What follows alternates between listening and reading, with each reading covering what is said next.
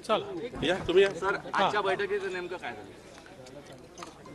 भारतीय जनता पार्टीच्या वतीने ज्या उमेदवारांची उमेदवारी घोषित झाली आहे त्या ठिकाणी एकूण निवडणुकीच्या तयारीचा आढावा घेण्याकरता प्रदेश अध्यक्ष बावनकुळे साहेब आणि मी दौरा करतो आहे।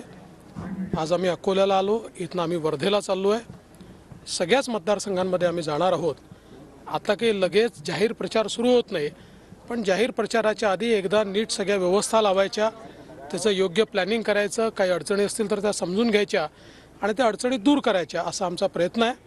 आज इथे बघितल्यानंतर अकोल्याच्या टीमने अकोला आणि वाशिम अशा दोन जिल्ह्यात हा मतदारसंघ जातो। दोन्हीकडच्या टीमने अतिशय चांगल्या प्रकारची तयारी केलेली आहे। बूथपर्यंत सगळी रचना लावलेली आहे आणि जो काही आमचा प्रयत्न आहे की पक्षाने ही निवडणूक बूथमध्ये लढली पाहिजे, त्या दृष्टीने सगळं प्लॅनिंग आम्ही केलेलं आहे। मला विश्वास आहे की अतिशय चांगला निर्णय या ठिकाणी येईल। बुलढाण्याच्या सभेत संजय राऊतांनी मोदीजींची तुलना जी आहे ती औरंगजेबाशी केली आहे बोलताना। संजय राऊत कोण आहेत? तुम्ही संजय राऊत सारख्या माणसाबद्दल मला तुम्ही प्रतिक्रिया विचारता? माझी तर काय प्रतिमा ठेवा। सर हर्षवर्धन पाटलांची नाराजी दूर झाली आहे। खासदार नवनीत राणांच्या उमेदवारीवर भाजपमध्ये त्या प्रवेश करतील नवनीत राणा असं बोललं जातं। रवी राणांनी देखील या आठवड्यात दोनदा तुमची भेट घेतली। असं आहे की अमरावतीची जी जागा आहे ही भारतीय जनता पक्ष लढेल। जो उमेदवार असेल तो भारतीय जनता पक्षाच्या चिन्हावर लढेल। नवनीत राणा तिथल्या सिटिंग खासदार आहेत। नवनीत राणा पूर्ण 5 वर्ष भारतीय जनता पक्षासोबत राहिले आहेत। त्यांनी 5ही वर्ष लोकसभेमध्ये अतिशय ताकदीने भाजपची आणि मोदीजींची बाजू मांडलेली आहे।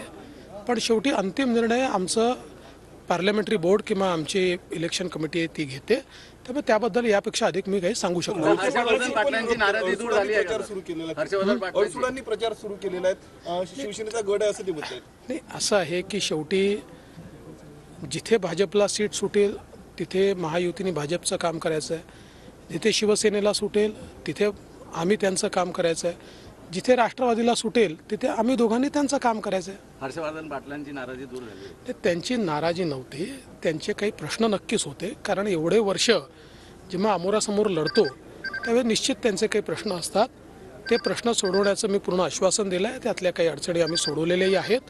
मला पूर्ण विश्वास आहे, कारण हर्षवर्धन पाटील जेव्हापासनं भारतीय जनता पक्षामध्ये आले आहेत त्यांनी सातत्याने भारतीय जनता पक्ष मोठा करण्याचा प्रयत्न केलेला आहे। पक्षाच्या प्रति समर्पित भावनेने ते त्या ठिकाणी काम करतायत आणि त्यांच्यासारखं नेतृत्व हे मोठं झालं पाहिजे ही भारतीय जनता पक्षाची जबाबदारी आहे। म्हणून मी आपल्याला एवढं सांगतो की मला पूर्ण विश्वास आहे, पूर्ण ताकदीने हर्षवर्धन पाटील हे आमच्या महायुतीच्या उमेदवाराचं काम करतात।